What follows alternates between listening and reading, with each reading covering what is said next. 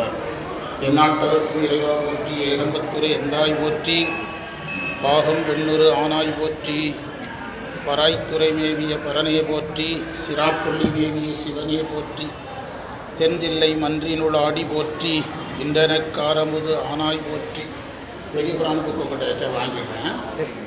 காவாய் கனகத்திரளே போற்றி, கைலை மலையானே போற்றி போற்றி, கூடியர் கோன் வெப்பொடித்த புகழியர் கோன் கடகோற்றி, புகழியர் கோன் கடகோற்றி, ஆடிமிசை கல்வி தப்பி அணிந்த பிரான் அடி போற்றி, வாழி திருநாவலூர் வந்தொண்ட பதம் போற்றி, ஒளிமறி திருவாத ஊர திருத்தாள் போற்றி போற்றி, அருள்மாறி உலகிற்கெல்லாம் அருள்கின்ற அன்னை மாறி, பொருள் கோரி வருவோர்க்கெல்லாம் பூர்த்தியால் கொடுக்கும் மாறி, நீங்கி ஒளியே எங்கும் இருந்திடச் செய்யும் மாறி, தருமாறி தொழுதோம் என்று தமிழ்வாரி தருவாய் மாறி, அன்புடன் வேண்டிடும் தன்னடியார்க்கெல்லாம் ஆசியாகுமாறி, அன்பரில் உள்ள கோயிலில் வாழ்ந்திடும் அற்புத திருமாறி, இன்னகர் மக்களில் இன்னல் அகற்றிடும் இல்லா வருமாறி, இந்நாடெங்கும் அமைதி நிறைந்திட இன்பம் தருமாறி, செந்நெறி எந்நெறி நீயறி என்றனர் சீரொழி செல்மாறி, செந்தமிழ் நந்தமிழ் என்பதுணர்க்கும் சீர்மிகு தாய் மாறி, பொன்னடி உன்னடி நின்னடி வேண்டினோம் பேரருள் தாமாறி, பூவுலகெங்கும் நிறைந்திடும் அன்னையும் பூவடி பணிக்கணும். சாத்தாங்கள ஒரு ஊருக்கு நம்ம போயிருந்தோம்ல, அங்கே ஒரு மாரியம்மன் கோவில் இருக்குது. அந்த கோயிலுக்கு நம்ம போகலை. அந்த சாமி நினச்சி எழுதுனது 30 வருஷத்துக்கு முந்தைய இந்த பாட்டு. அது கோயில் மறந்து போச்சு, எனக்கு அதை பார்க்கணும்னு. இந்த பாட்டு போன கும்பாபிஷேகத்தோடு எழுதுனது. மாறி மாறி மாறி மாறி மாறி என்று கூறினார், மாரியம்மன் அருள்கிடைக்கும் மனதில் இன்பம் தோன்றிடும், மாறி மாறி மாறி மாறி மாறி என்று கூறினால் மாரியம்மன் அருள்கிடைக்கும் வளங்கள் சேர்ந்திடும், மாறி மாறி மாறி மாறி மாறி என்று கூறினால் மாரியம்மன் அருள்கிடைக்கு நினைத்ததெல்லாம் நடந்திடும், மாறி மாறி மாறி மாறி மாறி என்று போற்றுவோம், மாறி மாறி மாறி என்று மாரியம்மனை வாழ்த்துவோம். இதில் 22 தடவை மாறின்னு வரும். 22 தடவை இல்லை, அதாவது 4 முறை சொன்னால் 108 மாறி வரும். அந்த பாட்டில் இந்த பாட்டை 4 தடவை சொன்னால் எத்தனை மாறி வரும்? 108 மாறி. நானே எழுதினது போன கும்பாபிஷேகத்தோட. இந்த எல்லாம் வல்ல மாரியம்மன் திருவிழால் இந்த வாய்ப்பை நமக்கு தந்த மாரியம்மன் திருவடிகளை வழங்கி, திருக்கோயில் பரம்பரை அறங்காவலர் அவர்களுக்கும் செயலர் அவர்களுக்கும், ஆன்மீகத்தினுடைய தலைவர் செயலர் மற்றும் உறுப்பினர்களுக்கும், திருக்கோயில் சிவாச்சாரியர்களுக்கும், அலுவலர்களுக்கும், அடியார்களுக்கும், மாணவர்களுக்கும் வணக்கம் சொல்லி வகுப்பை தொடங்கலாம். தெய்வச் சேக்கிழார் அறிய பெரிய புராணத்தில் நாம் அதனுடைய நிறைவு பகுதியில் இருக்கிறோம். எந்த தலைப்பில் இருக்கிறோம்? இசைஞானி அம்மையார் புராணமா? வெள்ளானை சருக்கம். மந்திரம் எவ்வாறு தொடங்குது? பார்க்க வேண்டிய மந்திரம். இன்னதன்மையில் உதியர்கள் தலைவர் தாம் இடர்கிட முனைப்பாடி, மன்னர்தனுடன் மகிழ்ந்தியதி உரைநாள் மலைமொழி நாடெங்கும், பன்னகம் புனை பரமதம் திருப்பதி பலவுடன் பணிந்து ஏத்தி, பொன்னெடுந்தட மூதையில் மகோதையில் புகுந்தனர் வந்தொண்டர். அதாவது சுந்தரர் சேரமானோடு அந்த மலைநாட்டில் இருந்ததை படிச்சுட்டு இருக்கிறோம். வெள்ளானை சருக்கம் இது அப்படியே சுந்தரர் இறைவனை நோக்கி கையிலை புறப்படுற இடத்துல முடிய போகிறது. புராணம் முடிய போகிறது. முடிந்த உடனே இப்போ முடியறதுக்கு 2 வகுப்பு ஆகும். அதற்கு பிறகு நம்ம அப்படியே புராணத்தை முதல்ல இருந்து தொடங்குறோம். இங்கே நம்ம மாரியம்மன் கோயிலில் பெரிய புராணம் தான் சொல்ல முடியும். ஏன்னா கதைகள் தான் சொல்ல முடியும். திருவாசகத்தை இழைச்சதே பெரிய விஷயம், சரியா? அதனால் இன்னதன்மையில் உதியர்கள் தம் தலைவர் இடர்கிட முனைப்பாடி மன்னவர். முனைப்பாடி மன்னவர்ங்கிறது சுந்தரர். அதில் ஏதாவது செய்திகள் விடுபட்டிருந்துதான் நம்ம பிறகு உரையிலிருந்து எடுத்துக்கலாம். நாம் பின்பற்றுகின்ற உரை சீக்கிய உரை. நான் அந்த புத்தகத்தை எடுத்து பைக்கில் போடாமல் விட்டுட்டேன், மூலம் மட்டும் வச்சு சொல்கிறேன். மகிழ்ந்தீதி உரை நாள், அங்கே மகிழ்ந்து உரையிடாது. மலைநாடு எங்கும். மலைநாடுங்கிறது கேரளா பகுதிக்கு மலைநாடுன்னு பேர். மலை இருப்பதனால் மலைநாடு. கேரளம் என்பது தமிழ் இலக்கியத்தில் சொல்லுவாங்க. கேரம் அப்படின்னா தென்னை மரம். தென்னை மரங்கள் மிகுதியாக இருக்கிறதுனால என்னாச்சுது? கேரளம் என்று ஆனது. கேரள பகுதியில் மலைகள் அதிகமாக இருக்கிறதுனால என்ன நாடாச்சுது? இப்போ நம்ம தமிழ்நாட்டையும் அவங்களையும் பிரிக்கிறதே மத்தியில் என்னது தான்? மலை தான். நீங்கள் இந்த மேற்கு தொடர்ச்சி மலைக்கு அந்த பக்கம் போனால் அவங்க, இந்த பக்கம் வந்தால் நாம. இடையில பாலக்காடு கணவாய், இவ்வளவுதான். அதான் மலைநாடு எங்கும் பன்னகமன் ஆகம் புனை பரவரதம் திருப்பதி பலவுடன் பணிந்து, அங்கே இருக்கிற சிவாலயங்கள்லாம் வணங்குறாங்க. நீங்க கேரளாவுக்கு போய் சிவாலயங்களை வணங்கினா தமிழ்நாட்டு சிவாலயங்களை வணங்கின ஒரு பெரிய திருப்தி கிடைக்காது. எவ்வளவு பெரிய சிவாலயமா இருந்தாலும் வீடு மாதிரி தான் இருக்கும். ஓடு தான் போட்டிருப்பாங்க, வீடு மாதிரி தான் இருக்கும். கோயில் எடுத்த உடனே ஒரு பெரிய பிரம்மாண்ட கோபுரத்தோட வரவேற்கிறது எதுதான்? தமிழ்நாடு. நீ வட இந்தியா போனாலும் சாமி புகழ்வாய்ந்த சாமியா இருக்கும், ஆனால் கோயில் சாதாரணமாக இருக்கும். நம்ம இதில் அப்படி இல்லை, சாமி பெருசுனா கோயிலும் பெருசு. நீ மும்பை, எங்கள் அக்கா மும்பையில் தான் இருக்கிறாங்க. மும்பை மகாலட்சுமி கோயிலுங்கிறது உலக புகழ். கோயில் பார்த்தீங்கன்னா ரொம்ப சாதாரணம். மாரியம்மன் கோயிலில் 4 ஒரு பங்கு கூட இருக்கு. முன்னால் மக்கள் நிறைய வண்டிகள், வாகனங்கள், அதுகள், தடுப்புகள் இதெல்லாம் இருக்கிறது. கோயில் எவ்வளவுதான். நம்ம மாரியம்மன் கோயிலில் 4 ஒரு பங்கு கூட இருக்கு, மும்பை மகாலட்சுமி கோயில். ஆனால் உலக புகழ் வாய்ந்த கோயில். அதே மாதிரி நீங்கள் வட இந்திய கோயில்களாக எடுங்க. கேதார்நாத்லாம் எடுத்தீங்கன்னா ஒரு சாதாரண இவ்வளவு இந்த பகுதி தான் கேதார்நாத்ங்கிறது உலகம். ஆனால் உலக புகழ் வாய்ந்த கோயில். ஒரு கோயில் தன்னுடைய பார்த்த உடனேயே அப்படியே ஒருத்தனை ஒரு ஆன்மாவை தூக்குறது எங்கதான்? தமிழ்நாடு. ஆந்திரா கர்நாடகாவையும் எடுத்துக்கலாம். ஏன்னா அவங்ககிட்ட நம்முடைய கட்டடக்கலை இருக்குது. நம்முடைய கட்டடக்கலை நான் கேரளாவில் எனக்கு நடந்ததை சொல்கிறேன். நிறைய சிவாலயங்களுக்கு போயிருக்கிறேன். ஆனால் ஒரு பக்தி வரும், ஈர்ப்பு வரும், அன்பு வரும், எல்லாம் வரும். ஆனால் ஒரு பெரிய பிரம்மாண்ட கோயிலை பார்த்த திருப்தி என்ன செய்யாது, வர. அந்த கிளைமேட்டுக்கு அப்படிதான் கட்ட முடியும். நீங்கள் நினைக்கிற மாதிரி கட்டினீங்கன்னா அந்த குளிர் தாங்க முடியாது. கட்டடங்கள் தாழத்தாழ தான் அந்த குளிரை சமாளிக்கணும். அது அந்த இயற்கை சூழலுக்கு ஏற்றபடி கட்டணும். மழையை சமாளிக்கணும், கிளைமேட்டை சமாளிக்கணும். கட்டடங்கள்ங்கிறது எதை பொறுத்து அமைகிறது? அந்த இடத்தினுடைய காலச்சூழலை ஏற்படுத்தி தான் அமைகிறது. தமிழ்நாடு வெப்பம் நிறைந்த மண் பகுதிங்கிறதுனால தான் அந்த காலத்தில் சுவர்கள் எல்லாம் மண்ணிலே கட்டினாங்க. நம்முடைய முன்னோர்களுக்கு தெரியாத கட்டடக்கலை கிடையாது. இப்போ கோயில் ஏன் கல்லில் கட்டினாங்கன்னா, கல்லுக்கு என்ன சிறப்புனா பகல்ல குளிர்ச்சியை வெளிப்படுத்தும், இரவில் வெப்பத்தை வெளிப்படுத்தும். நமக்கு அதுதான் தேவை. கல்லினுடைய சிறப்பு அது. நீங்க மார்கழி மாசம் கோயிலுக்குள்ள வந்தால் நமக்கு குளிர் தெரியாது. என்ன காரணம்? அந்த கல்லில் இருந்து என்ன வெளியே வரும்? வெப்பம் வெளியே வரும். பகல்ல குளிர்ச்சியை வெளிப்படுத்தும். இரவில் நீங்க நைட்ல பகல் நேரத்தில் எவ்வளவு சிவாலயத்துக்குள்ளே போய் அதனுடைய மண்டபத்துக்குள்ளே சுற்றி பாருங்க, குளிர்ச்சி ஆகிட்டே இருக்கும். காரணம் அந்த கல்லில் இருந்து அது வரும். அதே இரவு நேரத்தில் நமக்கு தேவை கொஞ்சம் பதப்பதன் வெப்பம் இருக்கணும், கதகதப்பா இருக்கணும். அது எதுல இருந்து வரும்? அந்த கல்லில் இருந்து. அதனாலதான் மார்கழி மாச குளிரை நம்ம கோயிலுக்குள்ள சமாளிக்க முடியுது. இதெல்லாம் நம்முடைய முன்னோர்கள் கண்டறிந்தது. அதே மாதிரி வீடு அந்த காலத்தில் சுவர்களெல்லாம் மண்ணில் தான் கட்டுவோம். மண்ணுக்கும் அதே கேரக்டர் உண்டு. குளிர்ச்சியை வெளிப்படுத்த, வெப்பத்தை ஈர்த்து கொள்ளும் அந்த காலத்து கட்டிடங்கள். நீங்க கிராமங்கள்லாம் போனீங்கன்னா இந்த காரை வீட்டுக்காரங்க அப்படின்னா அவன் தான் முதல்ல சுண்ணாம்புல வீடு கட்டினான்னு அர்த்தம். அவனுக்கு பேர் காரை வீட்டுக்காரன். ஒவ்வொரு கிராமத்திலும் இப்படி ஒரு வீடு இருக்கும். ஆனால் நீங்கள் பழைய காலத்து கட்டிடங்களை உடைச்சு பார்த்தீங்கன்னா என்னதான் இருக்கும்? உள்ள மண் மட்டும்தான் இருக்கும், செம்மண் மட்டும்தான் இருக்கும். எப்படி நீங்கள் மண்பானை தண்ணிக்கு நல்லது நினைக்கிறீங்களோ அதுபோல சுவருக்கும் எது பெஸ்ட்டு, இப்படி அதை நம்ம பேசிட்டே இருக்கலாம், தனியாக பேசலாம். அந்த கேரள நாட்டில் உள்ள கோயில்களை எல்லாம் அவங்க வணங்குறாங்க. கேரள கோயில்களை ஒன்று விடாமல் வணங்கியிருக்கிறார்கள். அதே மாதிரி நம்ம தமிழ்நாட்டு கோயில்களை என்ன செய்யணும்? வணங்கணும். அதாவது தமிழ்நாட்டில் உள்ள அந்த பாடல் பெற்ற கோயில்கள் அனைத்தையும் வணங்குவது என்று உறுதி எடுக்கணும். பாடல் பெறாத கோயில்களையும் வணங்கணும். போற வழியில பெருமாள் கோயில், முருகன் கோயில், எந்த கோயில் இருந்தாலும் அதை கும்பிடணும். பாடல் பெற்ற கோயில் மட்டுமே என்ன செய்யக்கூடாது, நினைக்கக்கூடாது. அதற்கு பிறகுதான் வடநாட்டு யாத்திரையை என்ன செய்யணும்? கவனம் செலுத்தணும். இது நம்முடைய முன்னோர்கள் வகுத்த விதி. இப்போ என்ன செய்யறாங்கன்னா, அந்த டூரிசக்காரங்க கிடைச்ச உடனேயே எந்த கோயிலுக்குமே போகாம எங்க கிளம்பிடுறாங்க? வடநாட்டுக்கு கிளம்பிடுறாங்க. விசேஷமான வரலாறு எடுங்க. கையிலிருந்து வந்தது தமிழ்நாட்டில் இருந்தது மட்டும்தான் அவருக்கு ரெக்கார்டு. கேரளா 2 ஸ்டேட்டு தான், வேற ஸ்டேட்டே கிடையாது. ஆனால் நம்ம ஆட்கள் சுந்தரம் இங்கிருக்காங்க. 45 வயசு 50 வயசு ஆகுறதுக்குள்ள சைவத்தில் எந்த சாதனம் கிடையாது, பயிற்சியும் கிடையாது. எங்க கிளம்பிடுறாங்க? காசி, கேதார்நாத், கையில யாத்திரை என்று புறப்படுறாங்க. உங்களுக்கு என்ன சார், நீங்க எதுக்கு சார் வேகிறீங்க அப்படின்னா, சைவம் அது வேண்டாம்னு சொல்லுது, அதனால சொல்றேன். முதல்ல நீங்கள் தமிழ்நாடு முழுவதும் எல்லா மாதங்களும் சுற்றணும். அப்போ என்னாகும், உங்கள் உடம்பு பழகும். எங்கே போகிறதுக்கு பழகும்? வடநாட்டுக்கு போகிறதுக்கு பழகும்.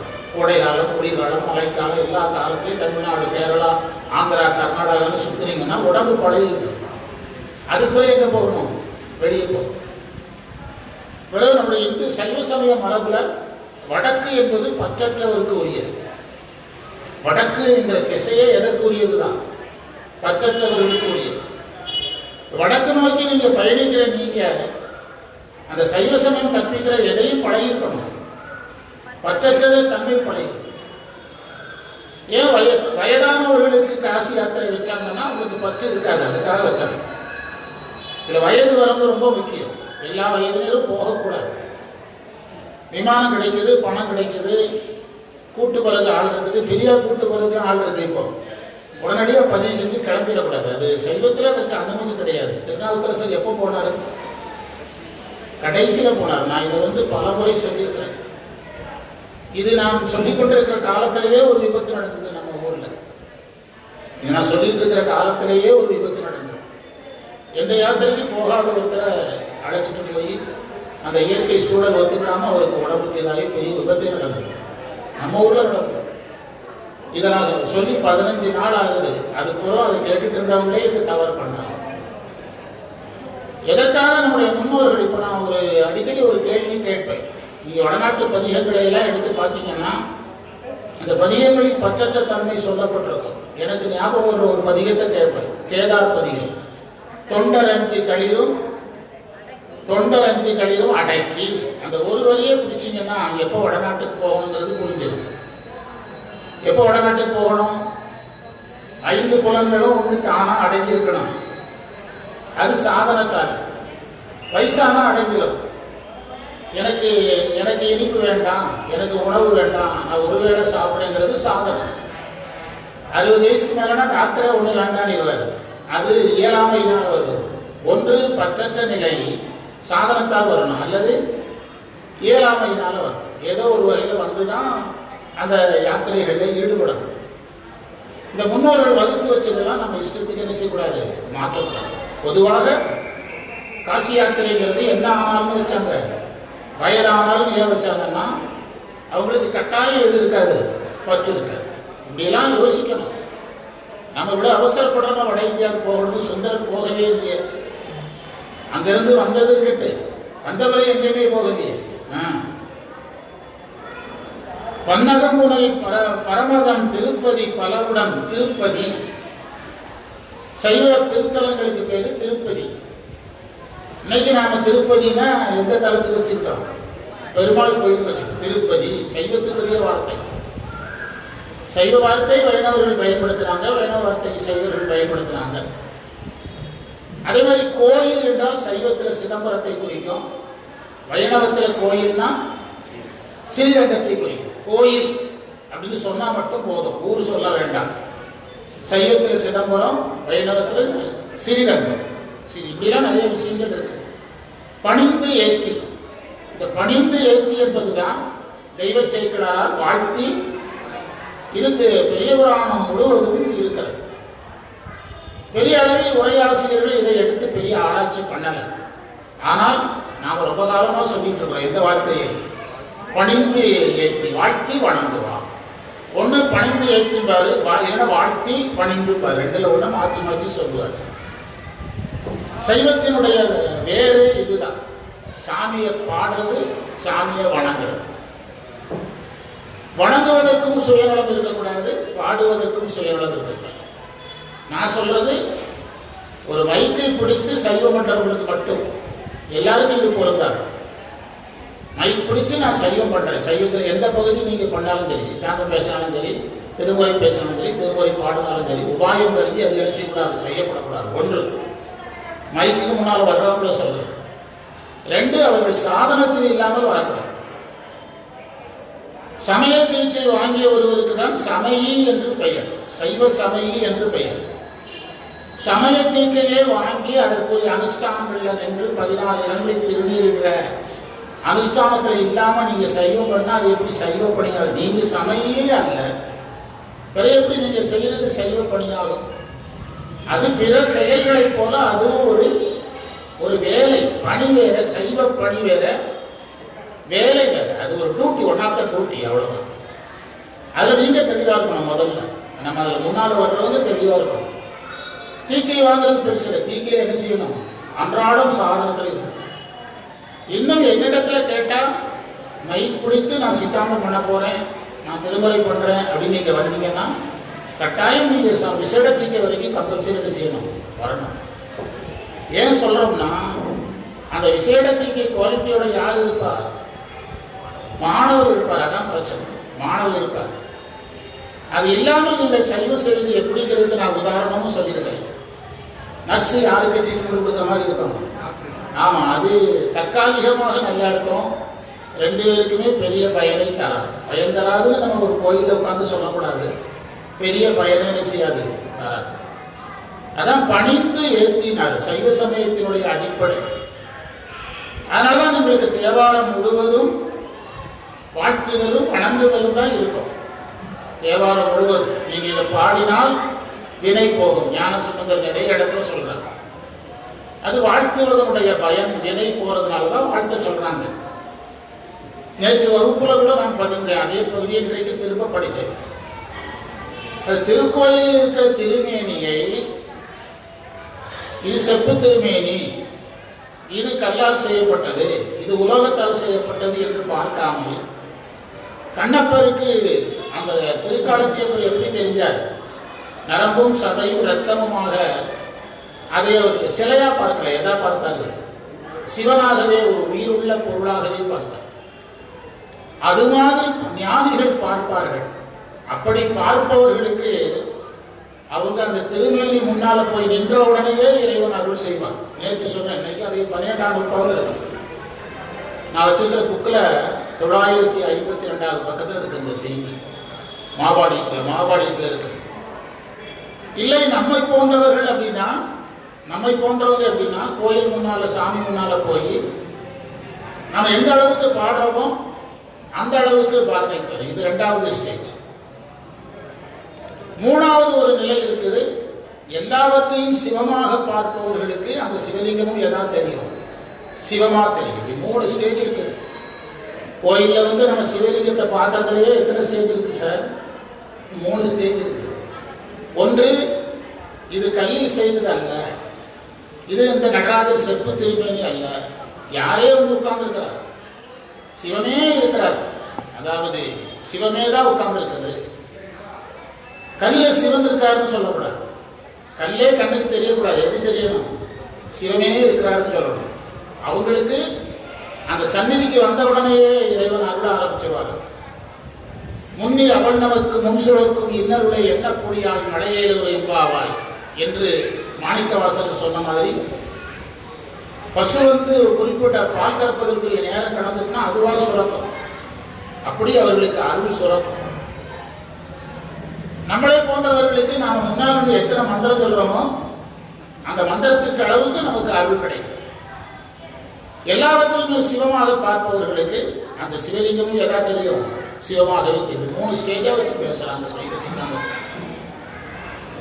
எதற்காக சொன்னா, இந்த பணிந்து ஏற்றுதல்ல இவ்வளவு விஷயம் இருக்குது. சைவம் ஏன் இதை கையில எடுத்ததுன்னா, வணங்குதல் வாழ்த்துதல்லையே சைவ சமயம் ஏன் அடங்கிடுதுன்னா, இதனுடைய பலன் ரொம்ப அதிகம். அதனால இதனுடைய பலன் ரொம்ப அதிகம். யார் ஒருவன் இறைவனை வாழ்த்துகிறானோ அவன் 3 மலங்கள் நீங்கி இறைவனை அடைகிறான்.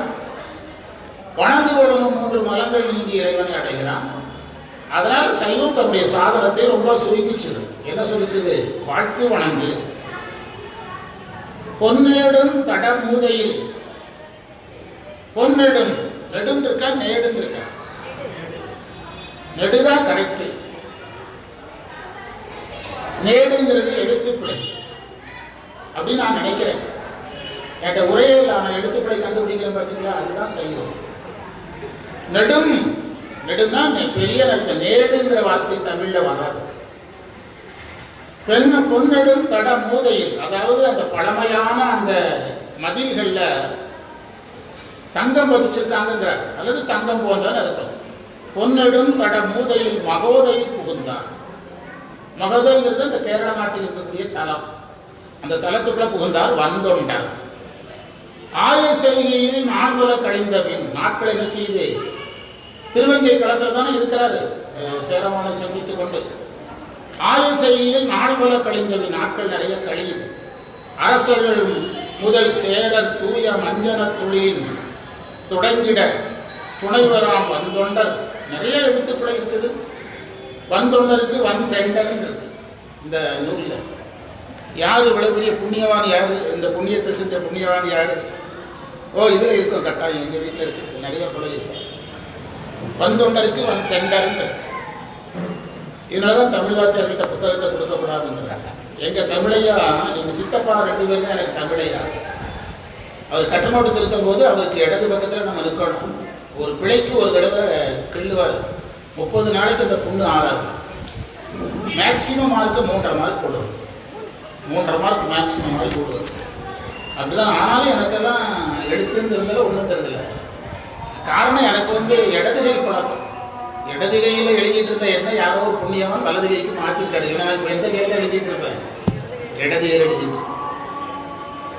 ஆய செய்கையில் நாள்பல கழிந்த பின் அரசர்கள் முதல் சேர தூய மஞ்சன தொழிலின் தொடங்கிட துணைவராம் வந்தொண்டர் வாய கங்கை சூழ் நெடுஞ்சடை பரமரை பண்டுதாம் பிரிந்து எய்தும் சேய நன்னெறி குறிகிட குறுகினார் திருவஞ்சை களந்தன்னை. அந்த காலகட்டத்தில் இந்த நில உலகத்திலிருந்து பிரிந்து, சேரமானை பிரிந்து சுந்தரர் கைலை மலை செல்லுகின்ற அந்த காலம் தொடங்குது. செய்ய நன்னெறி குறியிட குறுகினார் திருவஞ்சை களத்துக்கு வந்துட்டார். திருவஞ்சை களத்துல இருந்து தான் அவர் எங்க புறப்பட போறாரு, கைலைக்கு புறப்பட போறாரு. கரிய கண்டர்தம் கோயிலை வலம் கொண்டு வர்றாரு. காதலால் பெருகு அன்பு புரியும் உள்ளத்த, காதலால் அவருக்கு மிகுந்த அன்பு வருது. காதலாகி கசிந்து கண்ணீர் மங்கி ஓதுவார் தம்மை நன்னறிக்கு வைப்பது வேதமான்மையும் மெய்ப்பொருளாவது நாதன் நாமம் நமச்சிவாயம். காதலால் பெருகு அன்புன்னு ஏன் சொன்னார்னா, அந்த இடத்துல ஒரு கேள்வி கேட்டாதான் உங்களுக்கு அது புரியும்.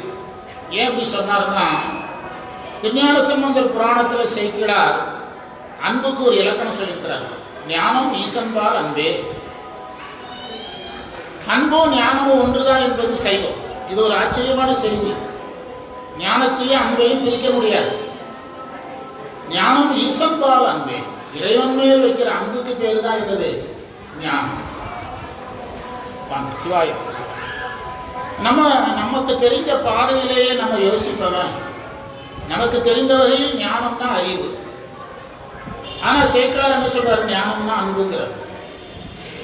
அப்படின்னா அதுக்கு என்ன பொருள் என்று யோசிக்கணும்.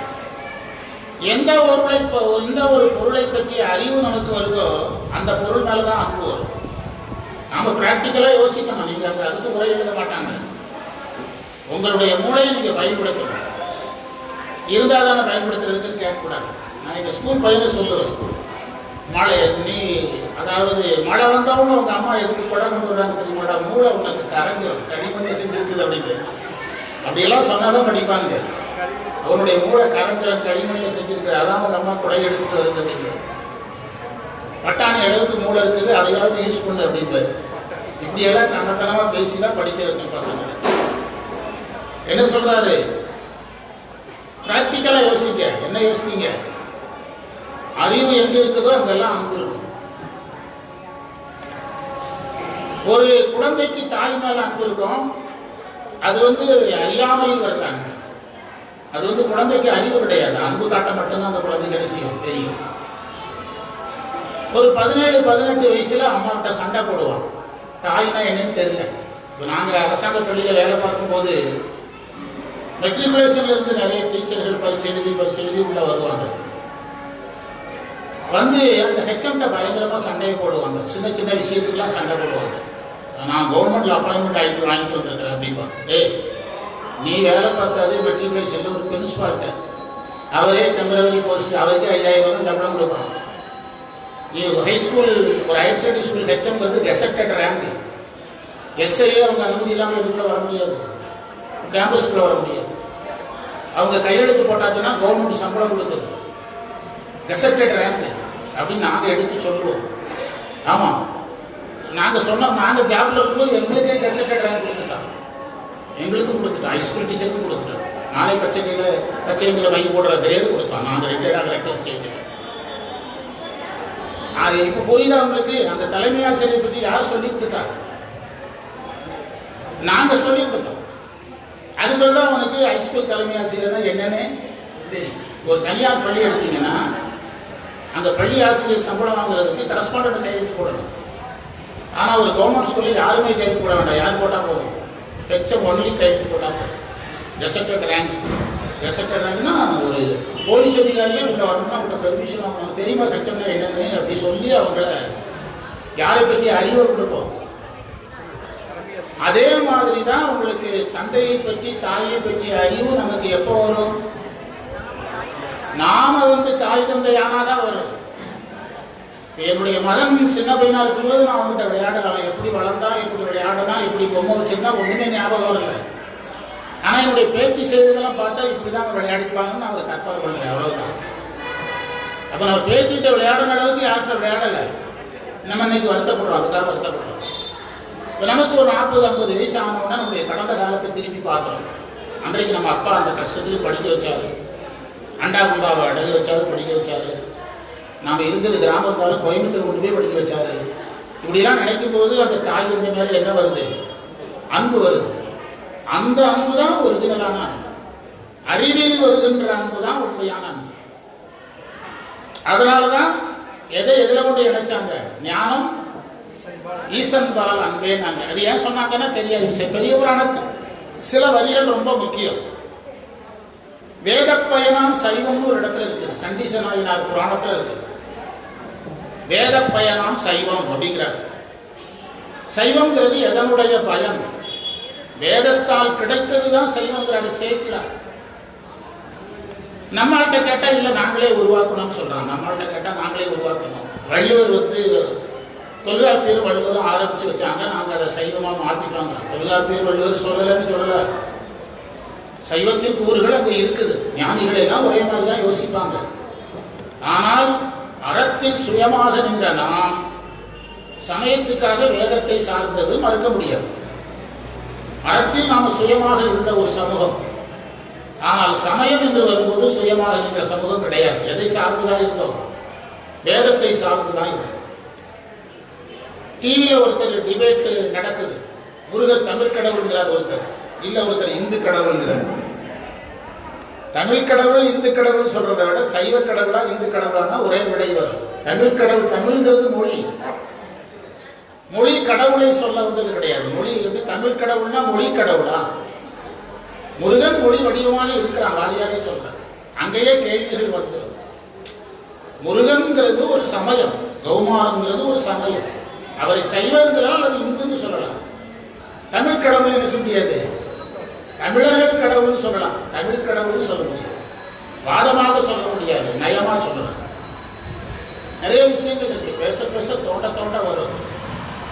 வேத பயனாம் செய்வோம். அது மாதிரிதான் ஆயசைகள் நால்வர கழிந்த பின் அரசர்கள் முதல் சேரர் செய்யநெறி குறியிட குறுகினார் திருவஞ்சை களந்தனில். திருவஞ்சை களத்தில் நாங்கள் நேரடியாக போய் இருந்தோம். ஒரு நாள் முழுவதும் திருவஞ்சை களத்திலே தங்கி இருந்தோம். அப்போ நம்முடைய திருக்கூட்டமா மொத்தமா ஒரு இனோவா காரில் போனோம். நாங்கள் எல்லாருமே நம்ம மாணவர் ஒருத்தர் தான் இந்த உதவியெல்லாம் செய்தார்.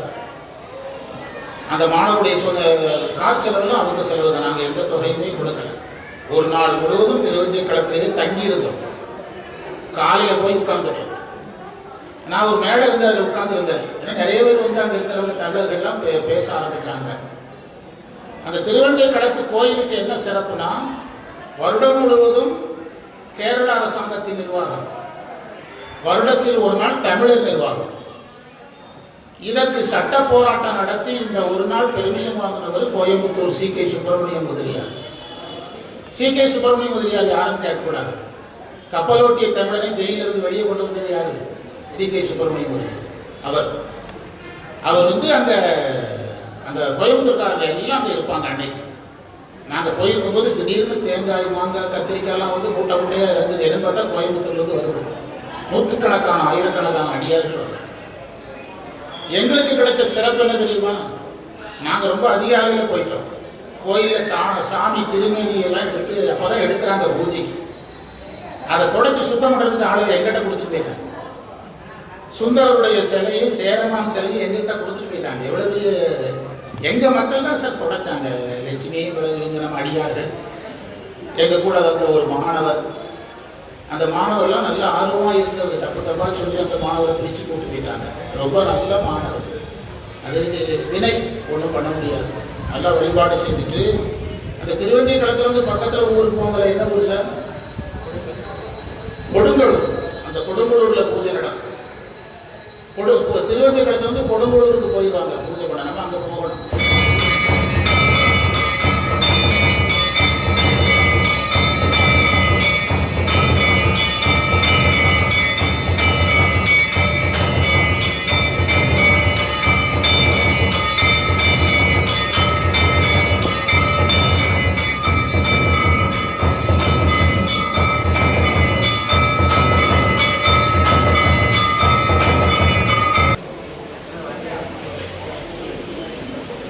அந்த திருவஞ்சைக்களம் கொடுங்கலூர். அப்போ நமக்கு நாங்க போயிருக்கும் போது அசோக் அப்படின்னு ஒரு ஓதுவார் இருந்தார் நமக்கு. இப்போ நம்ம பாடசாலைக்கு இருக்கிற ஓதுவார் 10வது ஓதுவார். நமக்கு பாடசாலை தொடங்கினது 2011. இப்போ 25. இப்போ இருக்கிற ஓதுவார் 10வது ஓதுவார். சிவசக்தின்னு ஒரு ஓதுவார் இருந்தாங்க. இப்போ அமெரிக்காவில் இருக்காங்க. அவங்க கோயம்புத்தூர் கண்ணப்பனுடைய சகோதரி. கண்ணப்பன் அக்கா, கண்ணப்பன் தங்கச்சி, குடும்பமே ஓதுவார் குடும்பம். ரொம்ப சிம்பிளா எனக்கு ஒரு உரிமை என்னன்னா, நான் எத்தனை ஓதுவாரை பார்த்தாச்சுன்னு சொல்றதுக்கு ஒரு உரிமை இருக்கு. எத்தனை ஓதுவாரை நான் பார்த்தாச்சு. எனக்கு ஓதுவார் பாடசாலை கண்ணப்பன் ஓதுவார்கிட்ட சிவசக்தி பாடும்போது நான் பேராசிரியர். ஆனால் அவங்ககிட்டே பாடம் கேட்டு சான்றிதழ் வாங்கினேன். ஓதுவார் தேர்வு எழுதினேன். இந்த பன்னிசை தேர்வு முதல் செட்டில் நான் எழுதினேன். தேர்வு எழுதினேன். கூட்டாயினவாறு பாடினேன் இந்த தேர்வு. ஆமாம். அதனால யாராவது தேவார் தப்பா பாடினா என்னால் என்ன செய்ய முடியும்? கண்டுபிடிக்க முடியும். இப்போ நாம் ஒரு ப்ராஜெக்ட் ஒன்று கையில் எடுத்துருக்கிறோம். சரியான நேரத்தில் சொல்லிடுறோம். இந்த மாதத்தில் 5 ஞாயிறு, 5வது ஞாயிறு ஊஞ்சைவெல்லாம்பட்டியில் சதுரகிரி மகாலிங்க சாமி கோயில் ஒரு கோயில் இருக்கும். அங்கே தேவார திருவிழான்னு ஒரு விழா நடத்துகிறோம். தேவாரத்தில் அப்பர் சுவாமிகளுடைய 5ஆம் திருமுறையை எடுத்து நாள் முழுவதும் பயிற்சி செய்வோம். பாடுவது, அதனுடைய பொருளை தெரிந்து கொள்வது. அதற்கு நூல் தனியாக வாங்கணும். நீங்கள் வச்சுருக்கிற புத்தகத்தை கொண்டு வரக்கூடாது. பதம் பிரித்து நாங்கள் புத்தகம் வாங்கி கொடுக்குறோம். அதைத்தான் வாங்கணும். கைலாஸ் பிரிண்டர்ஸ்லேருந்து வருது, சென்னையிலேருந்து வருது. அது ஏதாவது நீங்கள் தொடர்பு கொண்டு விடுங்க. அதில் திருவாசகமும் வச்சிருக்கிறோம் ஒரு குறிப்பிட்ட நேரத்தில். பாடத்துக்கு வருவோம். எந்த பகுதி படித்தீங்க? கோயிலை வளங்கொண்டு காதலால் என்ற வார்த்தைக்கு பொருள் பார்த்தோம். காதலால் பெருகு அன்பு என்று பார்த்தோம். கரிய கண்டர்தம் கோயிலைன்னு தொடங்குற மந்திரம். அதனால்தான் மாணிக்க வாசகர் யாவராயினும் அன்பரன்றி, ரெண்டையும் இணைங்க, அன்பர் அறிவு ரெண்டையும் இணைச்சு பாருங்க புரியும். யாவராயினும் அன்பர் அன்றி அறியவனான மலர்ந்து, அறிவையும் அன்பையும் சேர்த்து வச்சார் மாணிக்கவாசகர். யாவராயினும் அன்பர் என்றினார். இந்த அறிவு, அன்பு, இன்பம் 3 தொடர்புடையது. அதனால்தான் மாணிக்க வாசகர் இன்பமே அன்பேனா, இன்பமும் அன்பும் தொடர்புடையது. இது செயினா அப்படி போகணும், போயிட்டே இருக்கணும். அப்போதான் சைவம் பண்ண முடியும். ஏதோ 2 பாயிண்டை வச்சு ஓட்டிடக்கூடாது, டைம் ஓட்டிடக்கூடாது. இதே மாணிக்க வாசகர் அன்பினில் விளைந்த, அதுல ஒரு லாஜிக் வச்சிருக்கிறாரு. சைவத்தின் எல்லை அன்பா சாதனம் அன்பானா? அன்பு சாதனம் தான். எல்லை இன்பம். அன்பினில் விளைந்த ஆரம்பதே பக்தி வலையில். அப்ப அன்புங்கிற வலையை வச்சு பிடிக்கணும்னா அன்புங்கிறது சாதனம். இப்படியெல்லாம் சைவத்தை சுத்தி சுத்தி பார்க்க தெரியணும். அப்படின்னா அந்த 18,000 மந்திரத்துக்குள்ள பயிற்சி இருக்கணும். நீ சித்தியார் பரபக்க நூலை படிக்கிறது அப்படின்னு ஒரு முடிவு பண்ணேன். அந்த நூல் முழுவதையும் 200 மந்திரங்களை வாசித்தேன். எதுல? 200 மந்திரங்களை வாசித்தேன்.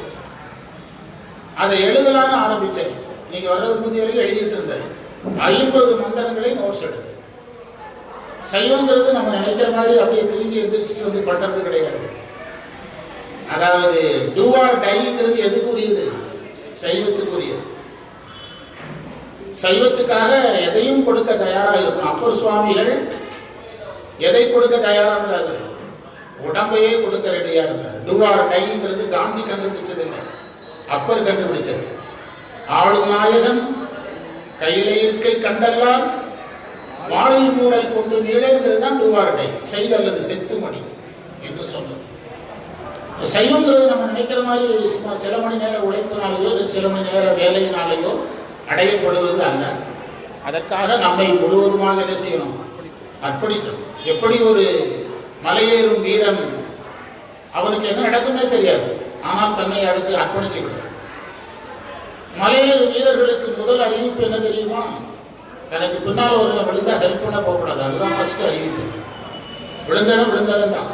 தனக்கு கூட வந்து ஒருத்தர் விழுந்துட்டான்னா ஹெல்ப் பண்ண போகக்கூடாது. அவன் உயிரோடு இருக்கிறான், ஏதோ ஆகுறான், அது அவனோட சம்மந்தப்பட்டது. இவன் என்னதான் செய்யணும்? ஆமாம், அதுக்கு ஏதாவது ஃபர்ஸ்ட் எய்ட் குரூப் யாராவது தான் ஹெல்ப் பண்ணவும் பண்ணுவாங்க. இவன் போகக்கூடாது. அதில் பயணித்து கொண்டே இருக்கணும். என்ன நடந்தாலும் பயணிக்கணும். அதுதான் செய்யணும். கரியகண்டர்தம் கோயிலை வலம் கொண்டு காதலால் பெருகன்பு புரியும் உள்ளத்தார் உள்ளணைந்து கோயிலுக்குள்ள போய் இறைவர்தம் பூங்கடலினை போற்றி, போற்றினா வாழ்த்தி, இறைவனுடைய திருவடியை வாழ்த்துறார். வாழ்த்தி வணங்குவான். அரிய செய்கையில் அவனியில் விழுந்து எழுந்து கீழே விழுந்து எழுகிறார். நம்முடைய சைவ சமய மரபுப்படி ஒரு கோயில் பார்க்கிறோம்னா கோபுரத்தை பார்த்தவுடனே விழுந்து வணங்கணும். அதுதான் மரபு. அதற்காக தான் கோயிலுக்கு முன்னால பல ஏக்கர் இடம் ஓப்பனா கிடக்கும் அந்த காலத்துல. இப்ப எல்லாம் அந்த மாதிரி வாய்ப்பு இல்லை. நகரங்கள் பெருகிட்டு. இந்த விமான விபத்துக்கே என்ன காரணம் சொல்றாங்க? விமான விபத்துக்கே முக்கிய காரணம் வந்து விமான நிலைய, அந்த விமானம் புறப்படுற இடத்தை சுற்றி என்ன ஏரியா இல்லை. ஆமா, எம்பி காலி நிலங்கள் ஏக்கர் கணக்கில் இருக்கணும். அது இல்லாம போனது முக்கிய காரணங்கிறாங்க விமான விபத்துக்கு அந்த சிந்தனையாளர்கள். ஆமா, அது முக்கிய காரணங்கிறாங்க. இருக்கட்டும், அந்த இறைவன் தான் அந்த உயிர்களுக்கெல்லாம் அருள் செய்யணும். பாவம் யாரா இருந்தாலும் பாவம் தான். அதனால என்ன சொல்றாரு? பூங்கழலினை போற்றி, இறைவன் திருவடியை போற்றார். போற்றி புகழ்ந்திருந்து பொய்கட்டு மெய்யான, போற்றி புகழணும். அரிய செய்தியில் அவனையில் எழுந்து கீழே எழுந்து அலைப்பூறும் மனை வாழ்க்கை சரியவே தலைக்கு தலைமாலைங்கிற பதியத்தை பாடுற. மனை வாழ்க்கை இருக்கு அப்படின்னு இருக்குதா? அப்படியே இருக்குதா? என்ன உங்களுக்கு என்ன இருக்குன்னு கேட்டீங்க, எப்படி முடிக்கிறீங்க? அலைப்புறம்ங்கிறதுக்கு அடுத்த வார்த்தை கேட்டேன். மனை வாழ்க்கை, அதாவது இந்த நில உலக வாழ்க்கையை முடிவு செய்து கிளம்ப போறாரு. அதனால மனை வாழ்க்கை சரியவேனா என்ன அர்த்தம்னா, இந்த உலகியல் தொடர்புகள் நீங்க. உலகியல் தொடர்பு அவர் வேண்டி வந்தது அல்ல. அவர் வந்து அந்த கைலை மலையில் இருக்கும்போது இறைவனா நீங்க நில உலகில் பிறக்க வேண்டும், இந்த அனிந்திதை கமலினியை திருமணம் செய்ய வேண்டும் யார் அனுப்பி வச்சார்? இறைவன் அனுப்பி வச்சார். அப்போது சுந்தரர் ஒரு வேண்டுதல் வச்சார். என்ன வேண்டுதல்? மையல் மானுடமாய் மயங்கும் வெளி ஐயனே தடுத்து ஆண்டருள் என்று சுந்தரர் வேண்டுதலுக்கேற்ப இறைவன் தடுத்து ஆண்டார். ஆனால் சுந்தரர் வந்து திருமணம் செய்து இந்த இல்லற வாழ்க்கையில இருக்கிறார். இதுல விடுபட்டாதான் அவர் என்ன செய்ய முடியும்? இறைவனிடத்துல போக முடியும். அதற்காக இந்த பதிகத்தை பாடுறார். எந்த பதிகத்தை? தலைக்கு தலைமாலை. அந்த பதிகத்தை நம்ம ஆழமா படிச்சு பார்த்தோம்னா இந்த மனை வாழ்க்கையிலிருந்து விடுபடுற செய்திகள் அதில் அதிகமாக இருக்கும். தலைக்கு தலைமாலைங்கிற பதிகத்துல இருக்கும். தேவாரத்தை நம்ம அதிகமா பார்க்கறது இல்லை. பாடசாலையில் 2 பதிகம் தான் பார்க்கிறோம். இப்ப நாம் எடுத்துக்கிற தேவார திருவிழாவில் வந்து 20 பதிகம் பிளான் பண்ணிருக்கோம். இசையோட பாடுவோம், பொருள் சொல்லுவோம், 20 பதிகம் வேகமா போயிடும். நீங்க ஒரு பேனர் பென்சில் வச்சுட்டீங்கன்னா முக்கியமான வரிகள் மந்திரத்தை குறிச்சிடலாம். 5 தடவை பார்த்தா ஒரு திருமுறை முடிஞ்சிடும். அப்படி பிளான் பண்ணிருக்கோம். அது சொந்தமான செய்திகள்லாம் நான் வகுப்பு முடிஞ்சோன்னு தெளிவா சொல்றேன், அறிவிச்சுக்கணும். அந்த தலைக்கு தலைமாலைங்கிற பதியத்தை பாடினார். எடுத்த திருப்பதிகத்தில் உடற்குறிப்பு இவ்வுலகினில் பாசம் பார்த்தீங்களா, அதை சேக்கிழார் எடுத்து விளக்கிறார். அந்த பதிகத்தில் என்ன சொல்றாருன்னா, உட்குறிப்பு இவ்வுலகினில் பாசம் அடுத்த வாழ்க்கையை அழித்திட வேண்டும். அது என்ன கேட்டார், இந்த பதிகத்தை பாடிய நோக்கமே எனக்கு என்ன இருக்கக்கூடாது, இந்த உலகியலில் பாசம் வேண்டாம். நீங்க சைவம் பேசுறதுக்கு திருமுறையில தரவா இருக்கணும் ஃபர்ஸ்ட். ரெண்டாவது பெரிய புராணத்துல தரவா இருக்கணும். கதை தெரிஞ்சிருக்க கூடாது, மூல வரிகள் தெரியணும். மூன்றாவது சைவ சித்தாந்தம் தெரியணும். இந்த மூணும் தெரியாம சைவம் பண்ணா அது சொற்பொழிவு தான். அது சைவ பணியில் என்ன செய்யாது, சேராது. எல்லாருக்கும் எச்சரிக்கையா சொல்லணும், எதுல சேராது. அது பெரிய புராணம் முழுவதும் தெரியணும், திருமுறை முழுவதும் நினைவுக்கு வரணும். அதே மாதிரி சைவ சித்தாந்தம் முழுவதும். இப்ப திடீர்னு சைவ சித்தாந்தத்தை வச்சு விட்டாங்க. இவ்வுலகில் பாசம் எடுத்த வாழ்க்கை, இது பாசமுடைய வாழ்க்கையாக இருக்கிறது. பாசம்னா நம்ம நம்ம உலகியல் பொருள் அல்ல. இந்த உலகில் நம்ம ஆணவம் கண்மம் மாயைக்கு உட்பட்டு பற்றுடையவர்களாக இருக்கிறோம். ஒரு நீர், ஒரு தொட்டியினுடைய நீர் எதால கெடுது, பாசியால கெடுது. அதே மாதிரி பாசம்ங்கிறது நீங்க நினைக்கிற மாதிரி உயிர்கள் மேல் வைக்கிற அன்பு என்று மட்டும் பொருள் அல்ல, சைவ சித்தாந்தத்தோடு சேர்த்து எடுக்கணும். ஆணவம் கண்மம் மாயை, அதனால் இந்த உயிர்களுக்கு என்ன இருக்கிறது, பாசம் இருக்குது. ஆணவ கண்மம் மாயை போகாத வரைக்கும் எது இருந்துட்டு தான் இருக்கும். வெறுமனே பாசத்தை போக்க முடியாது. அதனாலதான் பாசம் எடுத்த வாழ்க்கையை அறுத்திட வேண்டும் கேட்டார். இறைவன் கேட்டார், எனக்கு இந்த ஆணவத்தால் வருகின்ற அறியாமை, கண்மத்தால் வருகின்ற இன்ப துன்பம், மாயையால் வருகின்ற மயக்கம், அதையெல்லாம் நீங்க எடுக்கணும்னு கேட்டார். அறுத்திட வேண்டும். என் அழகான வார்த்தை. பாசம் அறுத்து என்னை ஆண்ட, திருமுறையில வருது இன்னொரு இடத்துல, பாசம் அறுத்து என்னை ஆண்ட. அறுத்திட வேண்டும் என்று அன்பர் அன்பினில் பாட. வார்த்தையை பாருங்க, அன்பர் அன்பினில் பாட. சுந்தரர் அன்புனால பாடுறார். அன்பினால் பாட என்பதற்கு எப்படியும் பொருள் எடுத்துக் கொள்ளணும். ஞானத்தினால் பாட என்று பொருள் எடுக்கணும். சைவத்தில் அன்புனாலும் ஞானனாலும் பொருள் என்னதுதான், ஒன்றுதான். ஞானம் ஈசன்பால் அன்பே. அன்பு என்றாலும் ஞானம் என்றாலும் பொருள் ஒன்றுதான். ஒரு குழந்தை ஒரு பொம்மை காரை வாங்குதுன்னா, அந்த காரை பற்றி அந்த குழந்தைக்கு எதுவும் தெரியாது. அந்த பொருள் மேல் ஆசை வந்திருக்குது, ஆனால் அந்த பொருளை பற்றி என்ன இல்லை, அறிவு கிடையாது, மறந்துடக்கூடாது.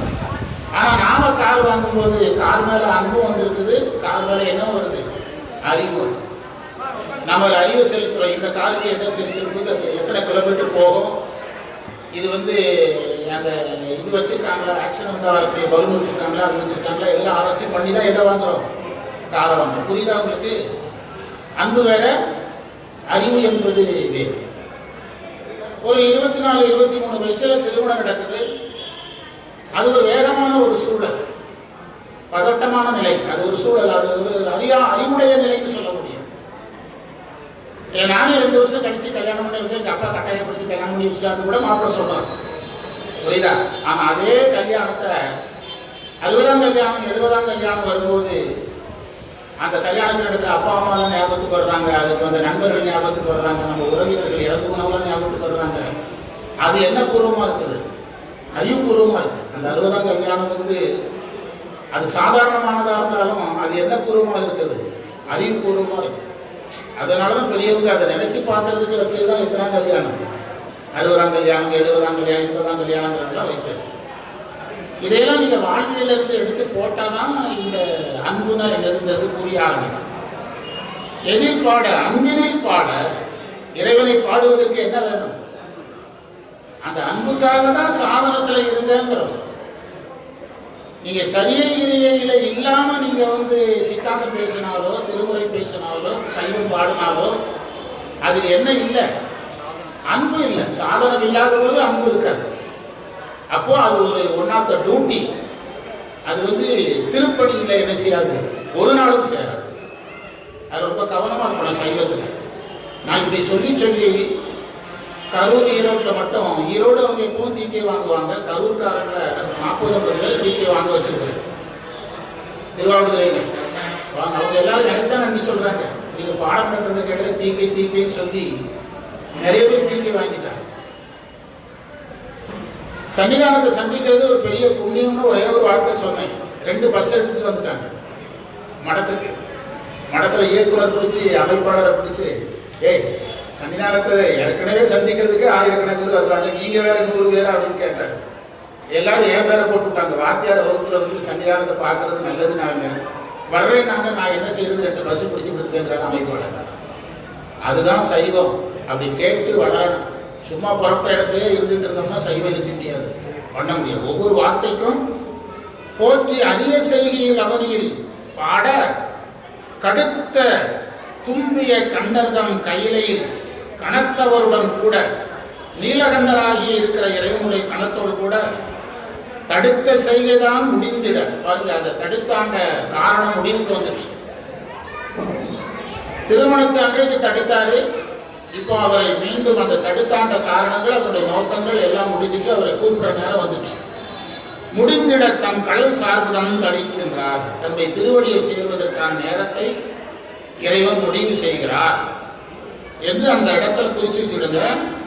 இன்னும் ஒரு 4-5 வகுப்புல நம்ம இதை நிறைவு பண்ணிட்டு திரும்ப பெரிய புராணத்தை முதல்ல இருந்து தொடங்கிடலாம். பெரிய புராணம் முழுசும் தெரியாதவங்க திரும்ப ஒழுங்கு அட்டன் பண்ணீங்கன்னா தெரிஞ்சுக்கிட்டேன். நம்ம திரும்ப தொடங்கினா அது 6வது முறையா இருக்கும். திரும்ப நம்ம பெரிய புராணத்தை தொடங்கினா எத்தனாவது முறையா இருக்கும்? 6வது முறையா இருக்கும். பெரிய புராணம் புக்கு வாங்கலாம்.